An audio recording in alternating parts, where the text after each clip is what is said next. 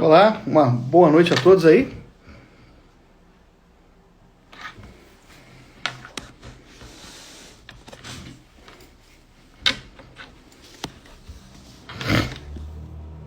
O pessoal tá chegando devagarzinho.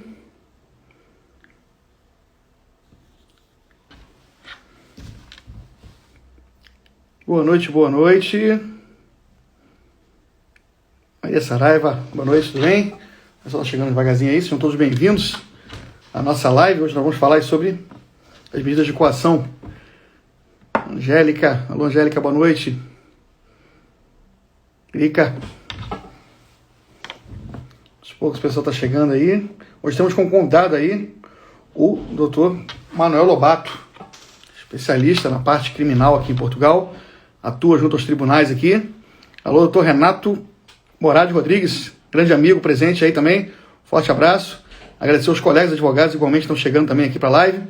Muito obrigado a cada um de vocês aí pela força, pela participação na nossa live. Depois a gente vai abrir um campinho, se possível, né? Vamos tentar abrir aí umas perguntas para o pessoal poder interagir um pouquinho com a gente. Sempre fica alguma dúvida aí, tá? Então vamos nessa. Maria da Irlanda. Legal, porque eu já morei na Irlanda. Dá uma olhadinha no meu YouTube lá, no Portugal na Real, que você vai ver que tem vídeo explicando sobre a questão de quando eu morei na Irlanda e tudo mais. Mas esse aí, o pessoal tá chegando, maravilha, muito obrigado a todos aí presentes. Vamos começar, e sem muitas delongas, falar sobre as medidas de coação. E o nosso convidado aí é o doutor Manuel Lobato, grande amigo. Deixa eu só ver se eu consigo colocar ela aqui, calma aí. Lobato, deixa eu pegar um pouquinho a tecnologia e dar uma surrazinha aqui de leve. Pronto. Cadê o Manuel Lobato? Cadê o pedido?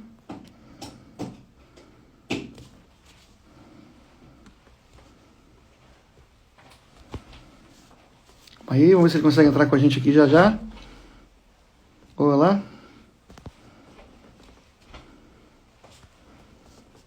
É o Bis, não, só um minutinho, Bis. Deixa eu só ver se o Lobato entra aqui. Cadê ele? Faz o pedido, Manuel, por favor. Cadê? Vou pedir ao Dr. Manuel que faça novamente o pedido de entrada aqui, para que ele possa participar conosco. Deixa eu só vir aqui.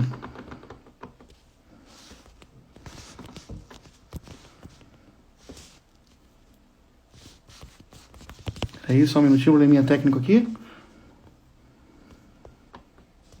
Isso, por favor, mano. Dá uma saída, depois você entra novamente. Aí, pronto. Perfeito. O doutor Manuel já está com a gente aqui? Chegou um café, já. Agora sim, chegou a fera, chegou o cara que entende do assunto aí. Do direito processual penal aqui em Portugal. Olá, meu amigo, como é que vai? Olha, maravilha. Desde já é um prazer inenarrável poder participar dessa live com você. Já fazia algum tempo que eu já tinha esse anseio no meu coração de nós podermos fazer um bate-papo. Saiba desde já que eu tenho um respeito muito grande por você, admiro muito a sua trajetória, a sua carreira, o seu empenho, o seu profissionalismo e, sobretudo, o ser humano que você é, porque até onde eu sei, gosta também de um rock and roll como eu. Sem dúvida. Temos aí um gosto muito parecido nesse sentido, além de ser um compatriota, né? Perfeito. E eu faço aqui, na verdade, um comentário especial, porque eu, quando cheguei aqui em Portugal, eu cheguei, acho que um pouco depois de você, e você foi uma das inspirações para eu poder continuar aqui na labuta jurídica, porque nós todos sabemos que não é fácil, principalmente nós que viemos como estrangeiros. O mercado, além de ser muito concorrido, ainda há aquela situação de preconceito, xenofobia, enfim. Mas graças a Deus eu vejo que você conseguiu vencer, eu também consegui vencer. Estamos aqui. Pois então, meu amigo, desde já, meus cumprimentos. Tá certo. E é um prazer todo meu, viu, recebê-lo aqui na live também acompanho o vosso trabalho, bastante competente na área, então a gente sempre trata nossos pais aí, o pessoal que realmente corre atrás, que realmente se destaca, e por menção ao rock and roll, né, porque ali na área jurídica temos aí o rock and roll, cito também que o nosso amigo Julian, que o doutor Juliano Rodrigues, que já também cheguei aqui, foi a minha fonte de inspiração quando eu cheguei, ele já estava aqui, ele, o doutor Salles Salles, grandes amigos, e por acaso o doutor Juliano ele gosta de um rock and roll, tem até um trabalhinho à parte lançado aqui na Europa, então eu me lembrei dele aqui por questão do rock and roll, e é grande amigo também. Mas doutor, seja bem-vindo então ao canal aí, muito obrigado aos nossos seguidores que estão aqui, já nossos 15 seguidores, obrigado, sejam todos bem-vindos aí, uma boa noite. E vamos começar, né, sem delongas, vamos ao tema que são as medidas de coação, né? Gostaria de começar explicando para o pessoal que está chegando, que muita gente aqui é imigrante, a maioria das vezes leigo no assunto, queria entender um pouquinho o que são medidas de coação em si, né, e como é que se aplicam. Exato, meu amigo. Vamos lá. Na verdade, para delimitar o nosso tema, nós iremos falar sobre processo penal, é o nosso foco. Processo penal com incidência no direito migratório, obviamente. E, na verdade, quando alguém é constituído, arguido no processo penal, no Brasil chama-se réu. Aqui, a nomenclatura é arguido. O arguido, ele é submetido a algumas medidas de coação. Essas medidas, obviamente, elas têm uma natureza cautelar. Ou seja, são medidas cautelares que, de alguma maneira, obstruem, ainda que parcialmente, o direito à liberdade do arguido. E, portanto, a finalidade precípua das medidas de coação são garantir a execução de algumas finalidades do processo.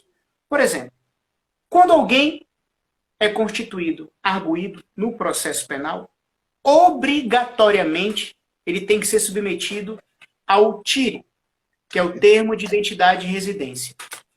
Para tentar facilitar aos nossos ouvintes, especialmente aqueles que não são da área jurídica, o termo de identidade e residência nada mais é do que a identificação da pessoa com nome, morada e contatos. Todo e qualquer processo tem a aplicação dessa medida de coação. Portanto, trata-se de uma medida, além de ser obrigatória em todo o processo penal sem exceção, é a medida de coação menos gravosa, é a medida de coação que menos limita o direito de ir e vir, o direito à liberdade do arguido.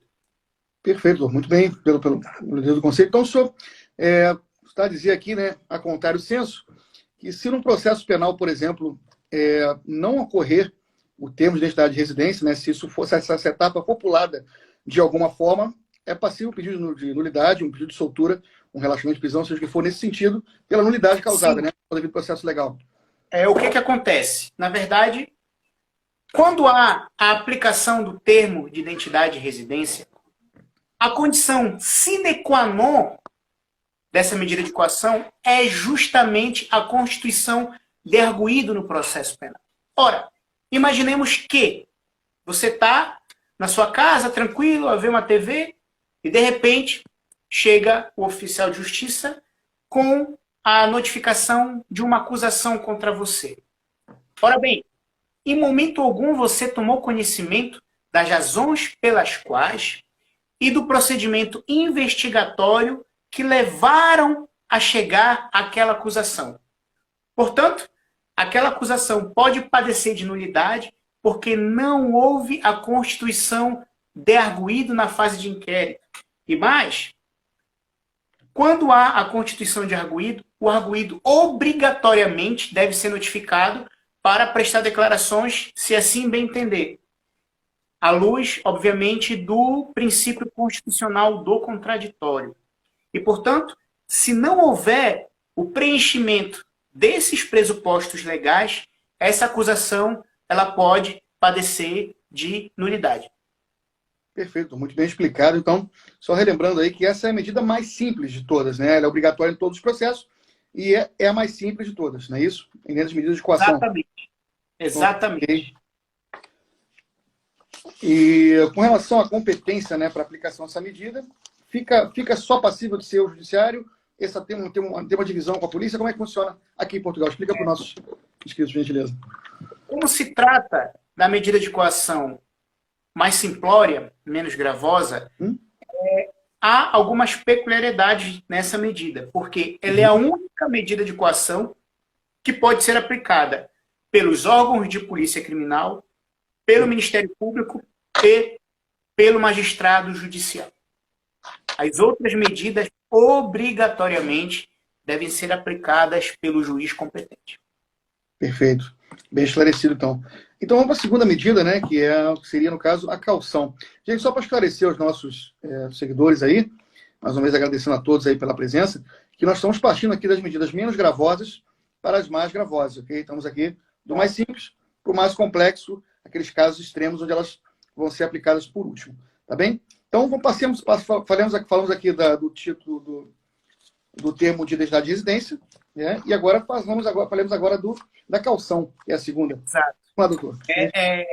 Na verdade, a caução, muitos poderiam confundir com a fiança no Brasil. Com a fiança. Na verdade, embora haja uma similaridade entre a fiança e a caução, são institutos distintos. Por quê?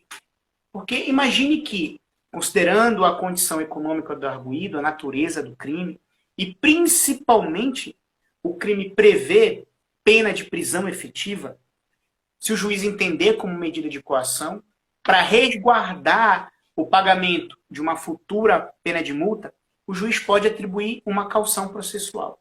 Ou seja, por exemplo, o arguido ele é indiciado pelo crime de branqueamento de capitais, que é um crime que, pelo tipo legal, prevê pena de prisão. O juiz, muito bem, por entender que o arguido não representa uma ameaça à ordem pública, por entender que o arguido não tem intenção de fugir, não tem intenção de obstruir a produção de prova, e considerando que há hipótese de condenação, para assegurar o pagamento de uma futura multa, ele atribui uma caução e assim o arguido fica submetido tão somente ao tire, e pagando a caução, ele pode muito bem continuar em liberdade. Perfeito. Então, ela constitui uma garantia econômica, né, no pagamento daquilo que vai ter que ser pago ao final do processo. Exato. Recordando que também há dois institutos de natureza econômica, que é o arresto preventivo, que o arresto preventivo nada mais é do que... Imagine que o juiz ou o Ministério Público podem entender que o arguido ele vai dilapidar o seu patrimônio para não pagar a multa, não pagar as custas do processo, etc. O juiz pode decretar o arresto econômico para garantir que o valor das eventuais custas e da multa sejam pagos. Perfeito. Isso me lembra um pouquinho a questão da cautelar de arrolamento de bens. Né? Exato, exato. O casal está para se separar e um já começa propositalmente a dilapidar o patrimônio para não colocá-lo no monte comum e fazer a divisão. Né? Exatamente. É lá para garantir listar, né? Listar o que já tem de bens. Exato. É aquela questão, não há para onde fugir. Sim. Quando os órgãos de polícia criminal querem investigar e quando efetivamente querem punir os autores de determinado crime, eles têm aí uma série de instrumentos que podem utilizar para o efeito. Sim. E aí a caução muito se diferencia, na verdade, do próprio processo lá no Brasil, que é a da fiança, né? Justamente nesse ponto, porque na verdade não constitui uma garantia nenhuma no Brasil. É mais para colocar a liberdade, é uma condição que ele pode estar ali para colocar a liberdade, paga a fiança e é solto. Claro, e dano qualificado dizendo isso, né? O 63, se eu não me engano, lá do Código Brasileiro, o dano qualificado, você pode pagar uma fiança e sair, por exemplo. E também, no caso de absolvição, o arguido pode reaver os valores que pagou a título de caução, a título de arresto preventivo e etc. Perfeito. Questão diferente da fiança. No Brasil, o indivíduo que pagou a fiança, por mais que futuramente seja absolvido, já era. Sim. É verdade. Bem, então partimos agora para a apresentação periódica do arguido, né? Como é que funciona isso? Me parece ser similar ao processo do Brasil, não? Sim, é similar. Na verdade, a apresentação periódica é uma medida de coação que também limita parcialmente a liberdade do arguido, uma vez que nos dias e horas pré-determinados ele tem a obrigação de comparecer perante a autoridade policial ou judiciária competente para poder se apresentar e assinar um termo. Ora, o legislador teve a intenção aí de quê? Justamente de evitar, principalmente, que o arguido fuja. Por quê? Porque se ele tem que se apresentar uma ou duas ou três vezes por semana, ele fica obstruído de se evadir da comarca em que tramita o processo e, assim, frustrar a aplicação da lei penal. Sim, então é uma medida meio termo ali para não mantê-lo em cárcere, né? Dada a questão do preceito secundário da pena ali, a pena máxima, não ultrapassar ali os 6 meses, né? Então, trata-se de um crime não muito grave, vamos pressupor. Então, não seria muito justo a prisão preventiva dar essa oportunidade. Não que ela não seja aplicável, né? No caso de cumprimento, mas, em princípio, tenta-se fazer da forma menos gravosa, que é essa apresentação periódica. Seria isso, doutor? Seria, até mesmo porque, tanto a nível doutrinal quanto jurisprudencial, a prisão preventiva ela é a última ratio.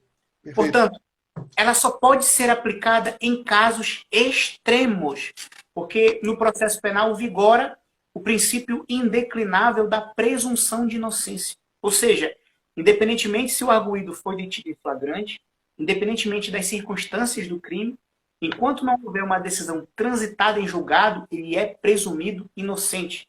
E, portanto, ele não pode sofrer precocemente os malefícios de um cárcere, que a prisão preventiva nada mais é do que isso. É como uma espécie de antecipação da pena. E, por isso, a prisão preventiva tem que ser aplicada nos últimos casos. Perfeito, muito bem explicado, doutor. Muito obrigado. E passemos agora à próxima, que é a suspensão, né, dos exercícios de funções, profissão, direitos, que por sua vez também tem no Brasil. A ideia de fazer o paralelo com o Brasil surgiu agora, porque vamos falando, né, a gente vai sempre lembrando nossa vida jurídica lá do dia a dia, né? No tribunal, a gente vai tentando traçar alguns paralelos aí. Mas também, utilizado no Brasil, temos aqui em Portugal também a suspensão do exercício de funções, né, profissão e de direitos. Exato. Quer dar uma explicação sobre isso, por gentileza? É uma medida de coação que tem um entendimento muito simples. Na verdade, quando o arguido é indiciado por um crime cuja pena for superior a 2 anos, e, obviamente, o que tem que se ter em mente em relação às medidas de coação é a análise pormenorizada do caso concreto, porque elas não podem ser aplicadas discricionariamente. Imagine que algum colega nosso seja acusado de um crime envolvendo o exercício da profissão. E esse crime for superior a 2 anos. Nesse caso, o juiz ele pode muito bem entender suspender a sua função, certo? Como medida de coação. Agora, por exemplo, se algum advogado for acusado de um crime cuja pena seja superior a 2 anos, mas um crime em si nada tem a ver com o exercício da profissão, eu entendo que a aplicação de uma eventual suspensão da função seria manifestamente arbitrária. Legal. E, obviamente, há a possibilidade também de impugnar através ou do recurso ordinário ou até mesmo do habeas corpus, a depender do caso. Sim, e a depender do caso, muitas vezes a suspensão pode acarretar um prejuízo econômico, inclusive. Claro. Né, questões que vão envolver terceiros, família, que nada tem a ver com o caso, né? Entramos aí na questão de não transmitir, né, a pena a nenhuma outra pessoa no seu próprio arguido. Exato, exatamente. Há esses efeitos secundários aí, é justamente por isso que, no momento da aplicação das medidas, o juiz deve manejar muito bem o princípio da proporcionalidade. Porque realmente a medida de coação ela tem que ser necessária e tem que ser adequada. Do contrário, ela é totalmente arbitrária. Perfeito. A tirar só a questão do TIR, né? Fora a questão do TIR, as demais realmente têm que estar muito adequadas ao caso concreto. Muito bem, doutor. Então, a proibição de permanência, outra medida, agora seria a proibição de permanência, de ausência e de contatos. Opa, estamos a falar aqui de isolar, né, o arguido, de não poder falar com ninguém ou só com certas pessoas. O que acontece? É uma medida de coação muito utilizada nos processos de violência doméstica. Muito, muito utilizada. Porque o que acontece? As medidas de coação elas podem ser aplicadas isoladamente, ou seja, só o TIR, ou cumulativamente. Vamos aqui aplicar o termo de identidade de residência, a suspensão de funções, por exemplo, e a proibição de contatos. Essa medida nada mais é do que impedir que o arguido se aproxime e contacte, não só com a vítima, mas com eventuais testemunhas, com eventuais pessoas próximas da vítima, A condição objetiva para a aplicação dessa medida é que a pena em abstrato seja superior a 3 anos de prisão. E é uma medida que, na verdade, para auxiliar a sua aplicação, o arguido vai ter que ser submetido à instalação de um monitoramento eletrônico. Perfeito. Lembramos ainda da questão da tornozeleira. É a famosa tornozeleira. A famosa tornozeleira. Sim, ter o controle, porque realmente tem que ter o controle de onde ele está e a situação de... Claro. A tornozeleira funciona muito bem nesse ponto aí. No Brasil, pelo menos, foi bem sucedido. A questão é só organizar melhor a quantidade de presos versus tornozeleira, né? Mas aí é outra história. O que é engraçado é que no Brasil, um tempo atrás, eu vi uns prints da OLX, e havia um mercado até promissor de venda de capinha para tornozeleira. Não sei se o colega viu também. Não sei. Havia umas capinhas estilizadas, conforme o gosto, enfim. Pronto, para o camarada esconder que está sofrendo a medida ali, né? Ficava ali um estilinho, né? Pois é. Vai ficar estiloso, né? Entendi. Tá bem. Vamos lá. Obrigação de permanência na habitação. Vamos lá. Okay. Seria o caso aqui, eu gostaria de fazer a pergunta para o senhor nesse caso. Me bateu essa curiosidade. Seria, por exemplo, aplicável aquele que é mais idoso, por exemplo, que não pode estar submetido ao cárcere, tem controle de medicamentos? Seria o caso ou não? Também poderia ser o caso. Também poderia ser o caso. Na verdade, é a segunda medida de coação mais gravosa. Se o crime prevê uma pena de 3 anos de prisão em abstrato, o arguido pode ser submetido a essa medida. Agora, é claro, tem que ser analisadas as circunstâncias subjetivas do processo para ponderar se essa medida pode ser executada ou não. Ou seja, o indivíduo, ele não fica na prisão, contudo, ele fica preso em casa. Sim. Com essa história do Covid, eu fiz muitos requerimentos para alguns clientes para tentar conseguir essa prisão domiciliária. Contudo, uma vez que esses meus clientes não tinham aquela idade de risco, que ainda bem não tinham uma situação de saúde que os tornasse mais vulneráveis para serem suscetíveis de serem infectados, infelizmente isso não foi acatado. Porém, como muito bem o colega disse, é uma medida mais adequada, em termos gerais, para pessoas que têm algum problema de saúde, para pessoas com mais idade, que tornam, obviamente, que se fossem para o cárcere, seria uma medida muito mais nefasta. Certo. Agradecer a presença aqui do doutor Eduardo Dias, acaba de chegar aí, grande amigo também, a doutora Nachara Palmeira, colega acaba de se inscrever na hora, acaba de chegar aqui também como nossa colega. Tá bom. Tá certo, doutor. Forte abraço aí. Então, assim, essa questão dessa decisão do juiz aí, no seu caso concreto, bastante criticável, né, digamos assim, porque não podemos tomar como critério, né, de mantença da medida somente o fato da idade. Até porque tem pessoas que têm uma idade já complicada para a questão do Covid, mas tem uma saúde de ferro. Isso é uma questão que... E tem gente muito mais jovem que pode estar muito mal de saúde e, no fim das contas, num olhar mais humano, né, da coisa, todos estão suscetíveis, são uma pandemia.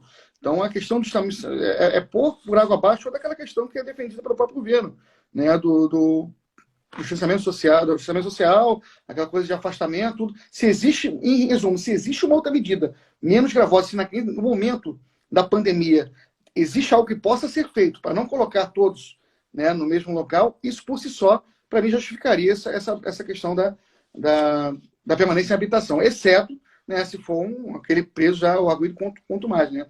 Já teve vários crimes, etc. E aí a gente sabe que vai fugir à justiça novamente.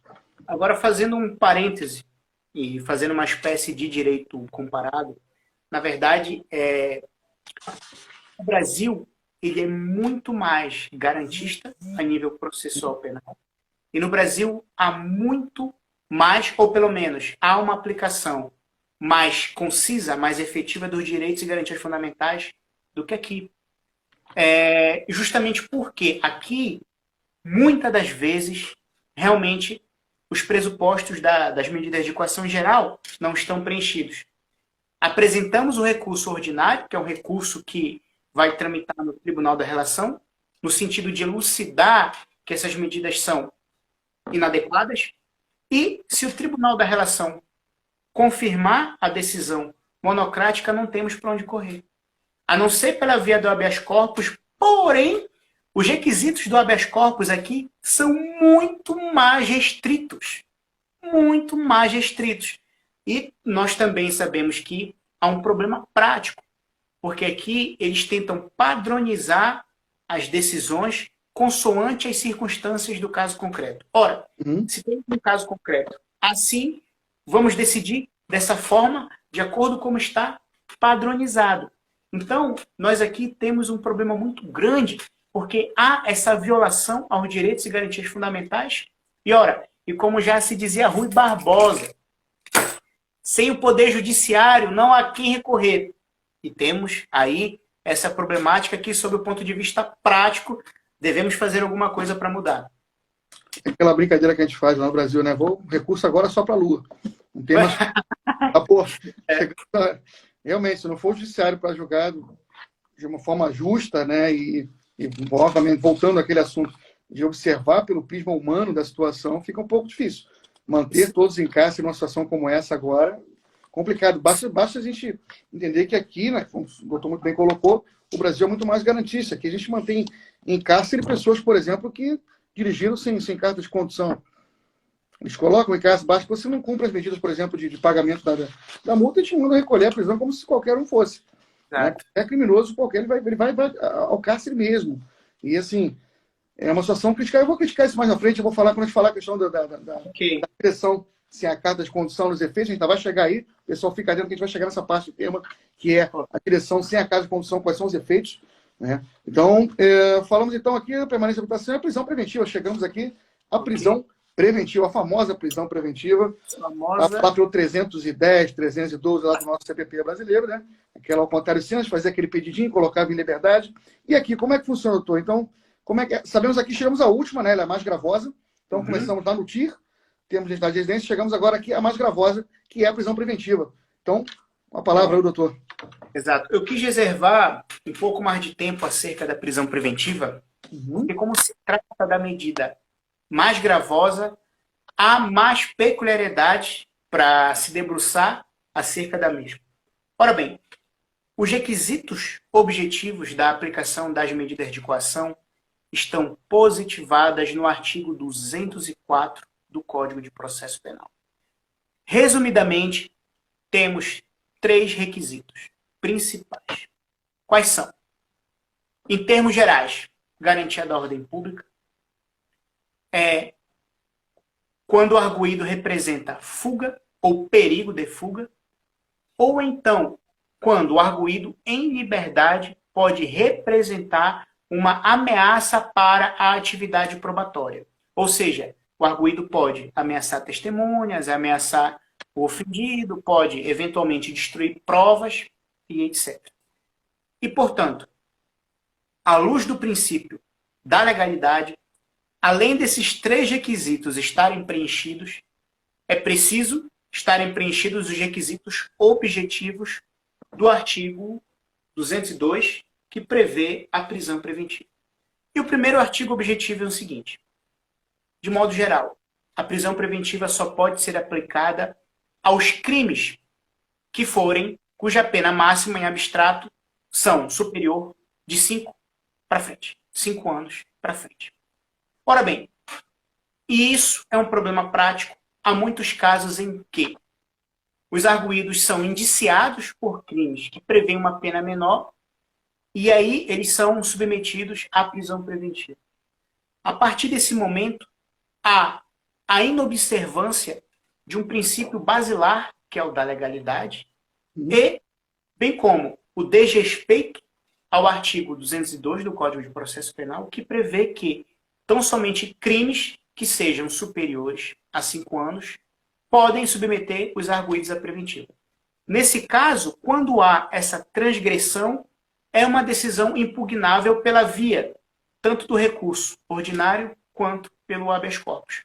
Quando ocorre isso na prática, eu apresento os 2 recursos, porque a jurisprudência entende que não há litispendência quando há simultaneamente um recurso ordinário e um habeas corpus a fim de impugnar uma mesma decisão.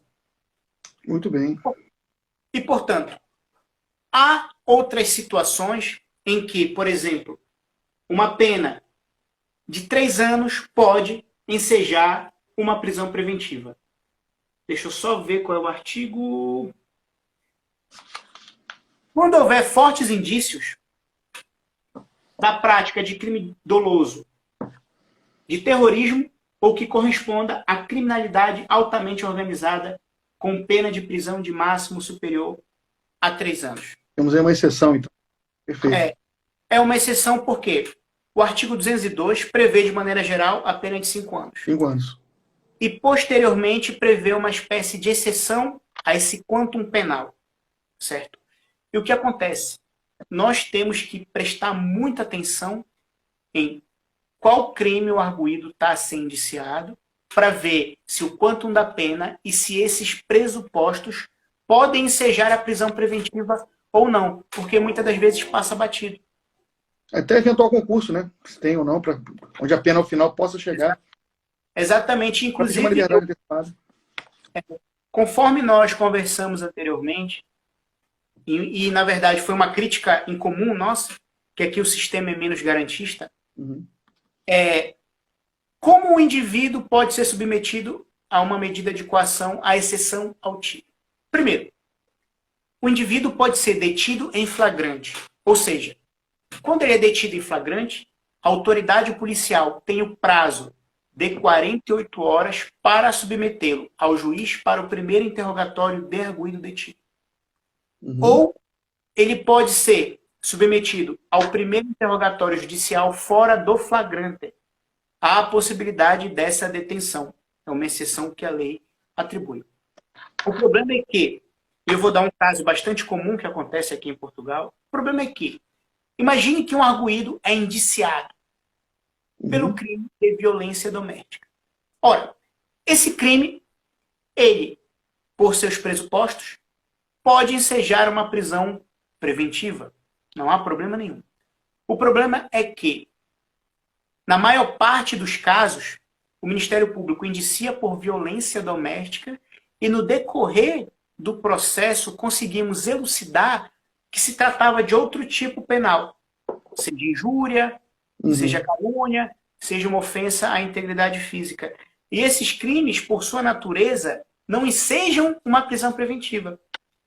E aí temos aquele problema, que o arguido ficou preso preventivamente, os prejuízos que advêm daí são incomensuráveis, e só teve uma resposta no final do processo.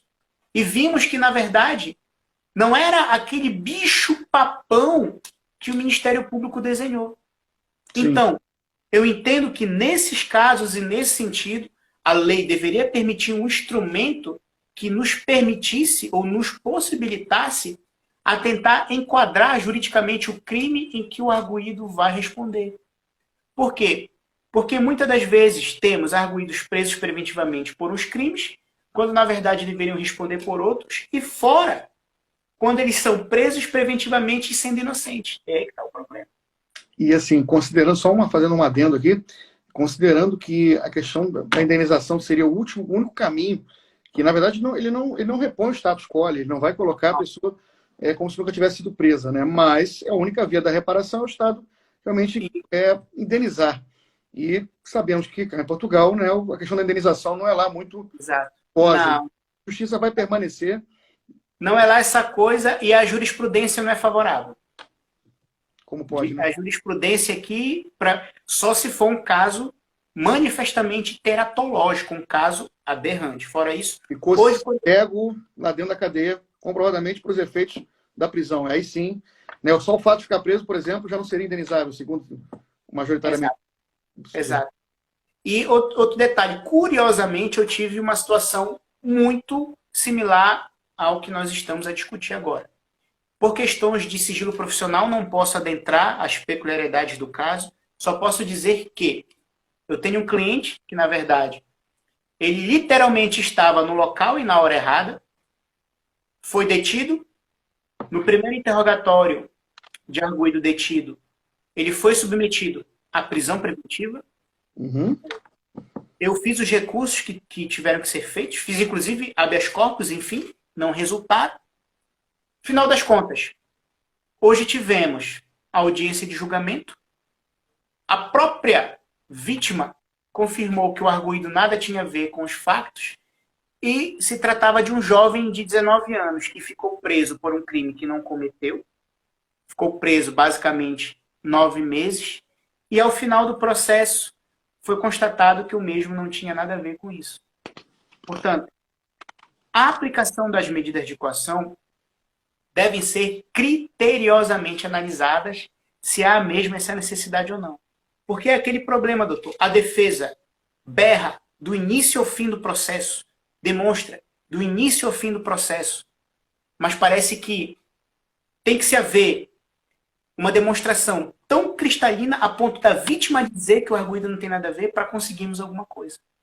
E é um problema que realmente eu entendo que aí é mais um problema da escola dos juízes e do Ministério Público. É quase uma inversão, né? O cara está se comorrendo, e aí se for exceção, pomos em liberdade, né? Então, quer dizer, exato. É quase uma inversão dos valores. Eu tive que apresentar as alegações e nas próprias alegações houve também, eu pontuei essa questão da desnecessidade da preventiva e falei, excelências, o problema disso tudo é o desrespeito aos direitos e garantias fundamentais serem tamanho, de tal maneira que qualquer um dia pode ser eu ou vocês aqui no banco dos arguidos sem ter feito nada. É justamente por isso que temos um sistema garantista. Não é para proteger o bandido, como muitos pensam. É para proteger o cidadão de bem que é constituído arguido justamente um processo. Verdade. O senhor mencionou aqui, né, ainda com relação à prisão preventiva, o primeiro interrogatório de arguido detido. Teria alguma similaridade aí com a audiência de custódia? Sim, teria, na verdade, tem tudo a ver com a audiência de custódia, porque o objetivo do primeiro interrogatório de arguido detido são dois. Primeiro, o arguido poder se manifestar acerca dos fatos que ensejaram a sua detenção. Primeiro ponto. E o segundo ponto vai ser sobre a decisão do juiz acerca das medidas de coação que irá aplicar. Agora, em relação a esse tema, temos outro problema, porque é violado o direito ao contraditório, uma vez que nós, advogados, não temos tempo de analisar todo o inquérito para poder pontuar as questões de maneira mais pormenorizada. E, além disso, nos casos de processos em segredo de justiça, só temos acesso ao processo quando é deduzida a acusação. Portanto, é um tiro no escuro. Muitas das vezes, vem ali, porque é nos entregue um termo com os motivos da detenção, sim, e vem as provas. Mas, em muitos dos casos, não temos acesso a essas provas para poder contestá-las. E, portanto, ficamos ali a dar tiro no escuro. Muitas das vezes, temos que pedir que os arguidos mantenham o direito ao silêncio, certo? Uhum. E a lei diz que o direito ao silêncio não os prejudica, mas o senhor sabe que, na prática, o juiz presume, o arguido ficou calado é porque tem culpa no cartório. Então, é uma situação... Inocente. Toda oportunidade é válida para ele demonstrar sua inocência. Claro. Ele fica silêncio uma vez que a defesa não teve acesso às provas adequadamente, né? Seria um medo. A gente não pode trabalhar com medo, né? O advogado tem que trabalhar de cabeça erguida e com as provas, munido das provas, para que possa a defesa livre, né? Sem vícios. Não ter acesso às provas é um dos maiores vícios que pode acontecer. Claro. Não tem como demonstrar a prova. E ainda com relação à prisão preventiva, me chamou a atenção, me veio à mente, quando o doutor falou sobre a questão de ela servir, entre outros casos, para impedir, por exemplo, que o arguido, né, aquele réu, o arguido, ele não venha a ameaçar uma testemunha, né? Então, ele, para garantir o processo em si, né, uma garantia para o processo, para que ele não venha a viciar o depoimento da testemunha, do tipo, bem claro aqui para os nossos seguidores, olha só, se tu falar isso em juízo, eu vou te matar. Então, já deixam ele em cárcere para que ele não faça esse tipo de... Ele não tenha esse tipo de conduta e, por isso, não vicia o processo em si, né? E a testemunha, por exemplo, pode ser de delegacia que o reconheceu, né, e chegar em juízo, não foi não, com medo. né, pela ameaça. Então, para isso se prestou ali a prisão preventiva. Considerando isso, né, no momento, pode-se dizer, então, doutor, que no momento do processo em que a testemunha foi ouvida, né, deixou de existir ali o motivo pelo qual ensejava a prisão preventiva, e por isso é passível de pedir uma liberdade logo em seguida para esse arguido, porque essa prisão foi motivada por essa questão. O que o senhor entende sobre esse assunto? O que acontece? O artigo 212, salvo o melhor juízo, do Código de Processo Penal, diz que as medidas de coação podem ser ou revogadas ou modificadas desde que haja a superveniência de um facto novo que modifique ou altere a estrutura jurídica da medida de coação aplicada. Ora bem, a partir do momento em que uma testemunha alega isso, alega que não foi bem assim, que as coisas não se passaram assim, que não foi o arguido e etc. Aqui há um motivo que pode ou decretar a revogação da prisão preventiva ou então decretar a sua modificação, seja para alguma das outras medidas de coação que nós já nos debruçamos. Alguma menos gravosa, portanto. Perfeito. Muito obrigado aí. E a prisão preventiva, no caso, para os estrangeiros, né? Vamos falar aqui agora a questão dos estrangeiros que estão aqui em território português. E como é que seria essa questão aplicável a eles, né? Já modificamos aqui o texto legal, já passamos aqui, passamos a tratar também da Lei 23 de 2007, né? Uma vez que falamos de estrangeiros. E como é que se dá no âmbito aí dos estrangeiros? Bom, vamos lá. Há uma linha tênue entre prática e teoria. Na verdade, eu não diria que tênue, é uma linha oceânica. Porque, infelizmente, é uma realidade a penetração em território nacional e ou a permanência em território nacional de estrangeiros que estão em condição de ilegalidade. É uma realidade.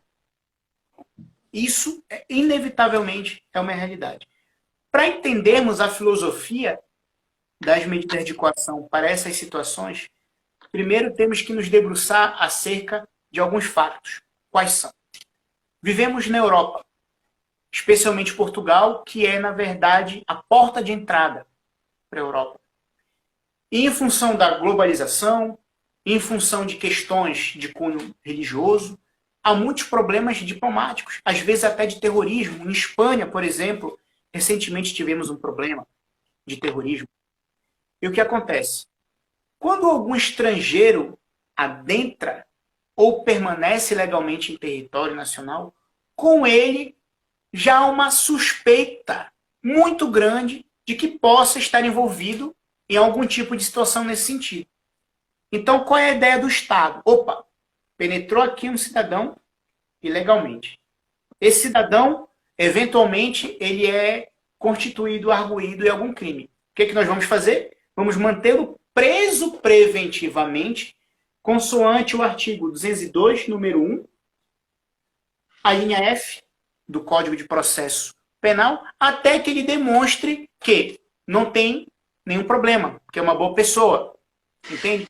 Porque o estrangeiro que está irregular em território nacional, já há uma falsa presunção de que é uma má pessoa, de que é uma pessoa que adentrou para o território nacional com intenções maquiavélicas.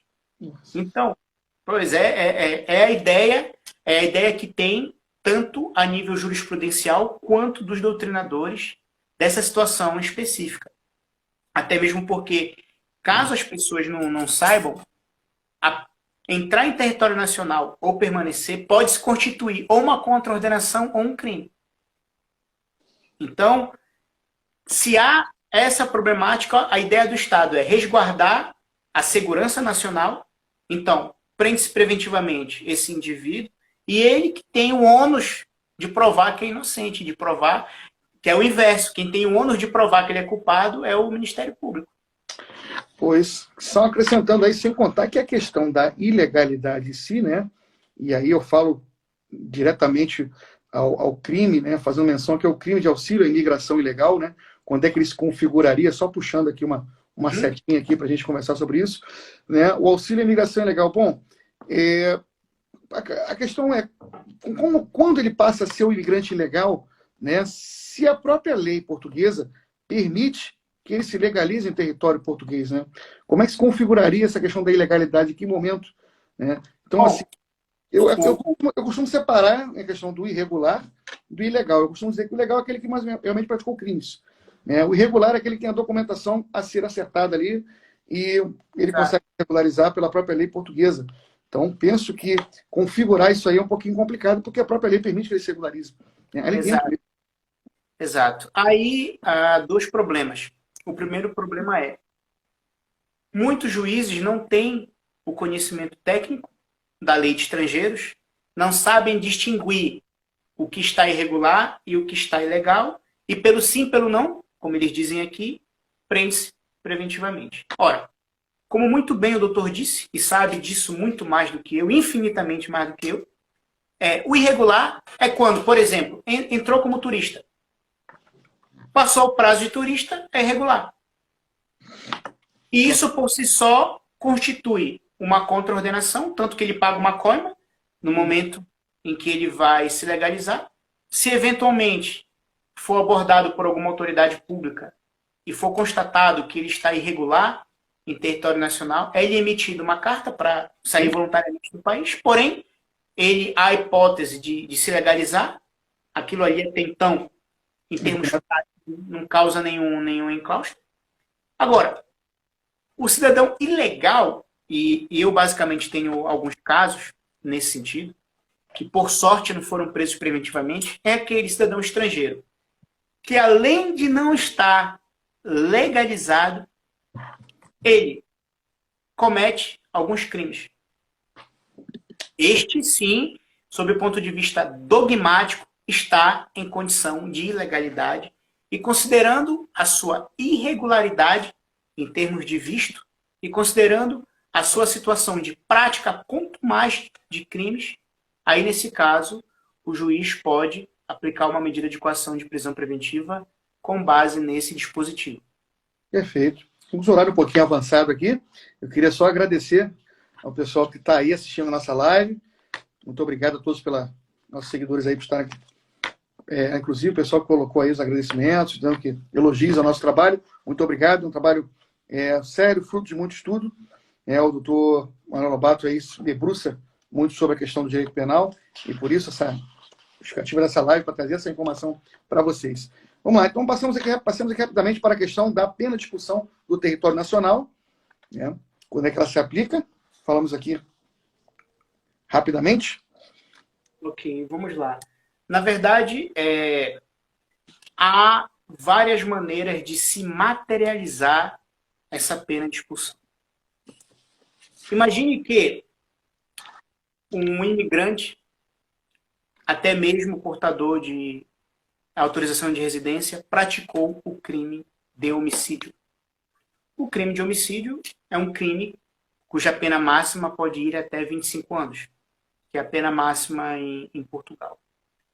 Nesse caso, se condenado, o juiz pode aplicar como pena acessória a expulsão em território nacional, considerando que em território nacional esta pessoa pode causar uma inegável ameaça à ordem pública. E nesse sentido, pode ser aplicada uma pena acessória de expulsão. A pena principal são os 25 anos de cadeia. A pena acessória, que seria uma pena complementar, é a pena de expulsão. Bem. E, na verdade, os requisitos da pena de expulsão, além de estarem previstos no Código Penal, estão previstos também no artigo 134 da Lei 23/2007, de 4 de julho. E os requisitos objetivos, basicamente, são que ele cometa um crime de prisão efetiva superior a 6 meses. Muito bem. É um requisito objetivo para este indivíduo ser expulso. Agora, há também um processo próprio de expulsão, Sim. Que é, na verdade, aquele processo administrativo, quando ele entra ilegalmente, permanece ilegalmente, comete... Notificado e já foi pego várias vezes, enfim. Exato. Ele é um ponto Exato. mais. Então, o que acontece?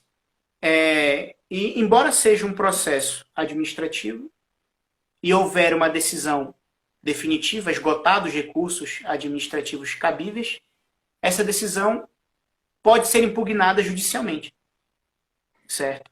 Então, se alguém sofre um processo administrativo de expulsão, esgotam seus recursos, ela pode muito bem recorrer para a via administrativa. Além de que é possível apresentar providências cautelares no decorrer do processo para evitar a sua expulsão. E, enquanto o processo corre, ela pode muito bem, nada obstaculiza, pelo menos sob o viés prático, dela se legalizar e impedir que a expulsão se concretize, dependendo dos motivos que levaram a autoridade administrativa a iniciar o processo de expulsão. Perfeito. Então aqui passamos a parte final aqui do nosso debate, que é o bônus. Nós vamos trazer aqui para os nossos seguidores.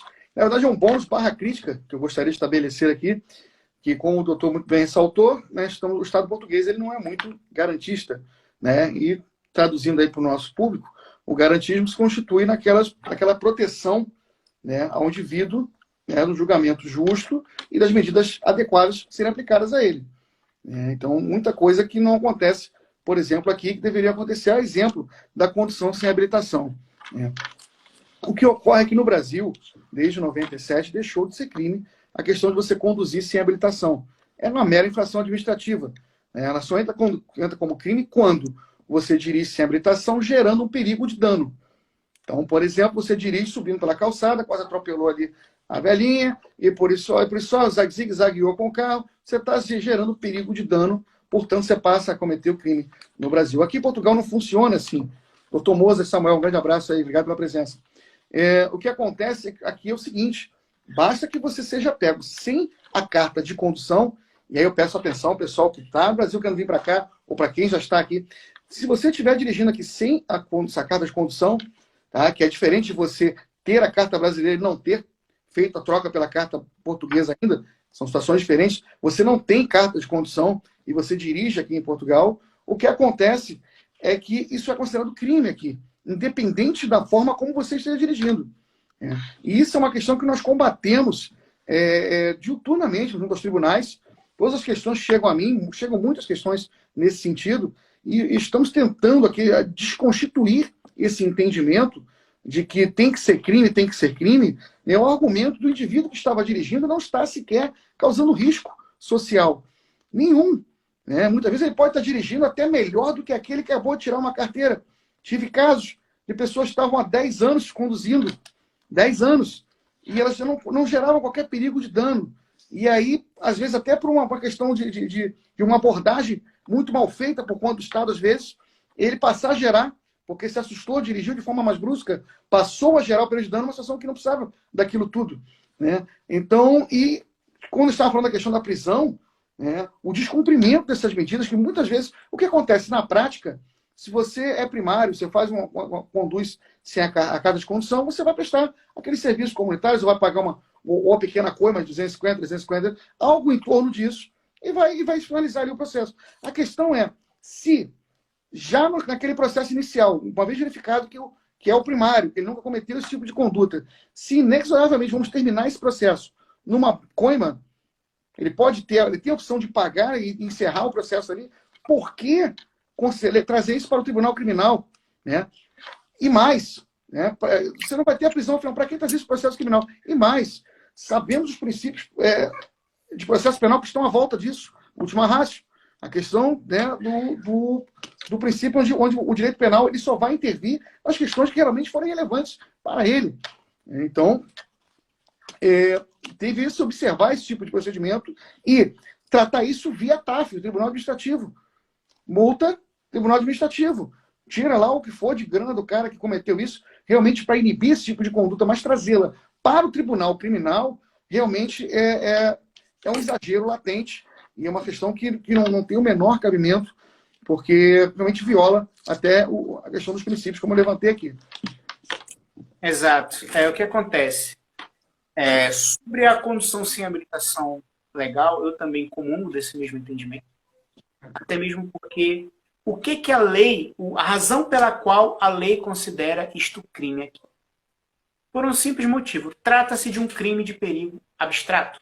Ou seja, os crimes de perigo abstrato, para sua configuração, não exigem que determinado bem jurídico seja efetivamente transgredido.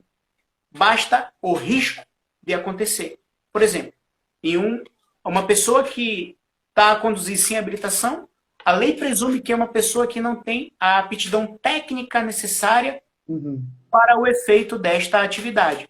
E, portanto, esta pessoa ocasiona um risco, uma ameaça de atropelar alguém, de ocasionar um acidente. Então, com base neste entendimento, o Estado considera que esta conduta seja criminosa. Agora, sob viés prático, temos que ter em mente quais são as finalidades de uma pena. São 3. Prever que aconteça de novo.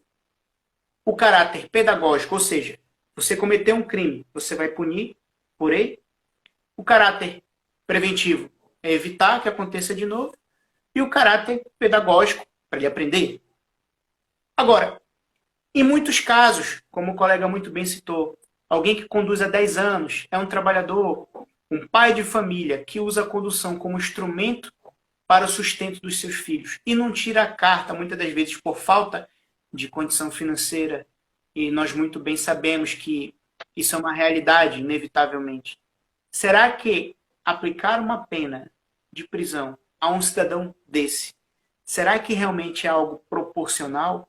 Será que realmente é algo que vá acrescentar algo a mais na vida dele? Será que ele merece ser punido por isso? Ou seja, fica também aquela questão do princípio da intervenção mínima do direito penal. O direito penal, ele tem que tutelar bens jurídicos mais valiosos, como a vida, como a integridade física e etc. E essas questões de condução deveriam justamente ficar para a via administrativa. Porque há muito mais prejuízo para a sociedade do que para o Estado, nesse sentido. Ora bem, quando alguém é detido em flagrante, porque há uma detenção, embora não seja convolada em preventiva posteriormente, condição sem carta, graças a Deus, não gera prisão preventiva, só para ficar claro. O indivíduo tem 48 horas para ser submetido a tribunal. O que pode ocorrer? Ele pode ser apresentado para o Ministério Público. E se o Ministério Público verificar os requisitos, isso também pode partir do advogado, o processo dele pode ser suspenso mediante o cumprimento de algumas injunções.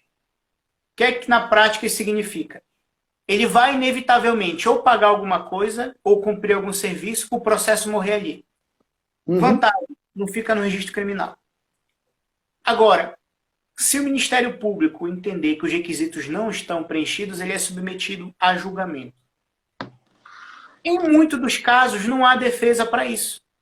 O indivíduo foi pego sem carta, a lei diz que ele é obrigado a ter carta, e que pode ocorrer um estado de necessidade. Só que até mesmo a jurisprudência diz o seguinte, mas não justifica o estado de necessidade porque as aplicações Bolt, Uber, etc. O que nos restaria seria realmente recorrer a princípios, nada mais. A exemplo da lesividade, portanto, se não houve lesão a ninguém, né, por que criminalizar a conduta? Exato. E há também aquela problemática de que, se o indivíduo estiver irregular em território nacional, a primeira coisa que a polícia faz é notificar o CEF. E aí ela tem que ir até o doutor Léo Dias, meu grande amigo, para poder se legalizar. O que acontece é que eles realmente deixam muita coisa para lá, a questão da legalização, e isso acaba pesando em algum momento. Não esse tipo de coisa acontece. E aí junta a questão da irregularidade com a prática desse crime, que eu discordo seja crime, mas está lá como crime. Então a condição dele acaba se enrolando cada vez mais. Então o conselho que fica aí é para todo mundo se regularizar, andar direitinho. Existe forma de entrada em Portugal legal, que é a questão do visto. Tem as autorizações de residência para quem já está em território português, N caminhos para se legalizar. E é o que devemos seguir, tá bem? E estamos aí à disposição. Queria agradecer ao doutor Manuel Lobato pela participação luxuosa hoje aqui no no meu Instagram, tá bem? Bem como aos nossos seguidores.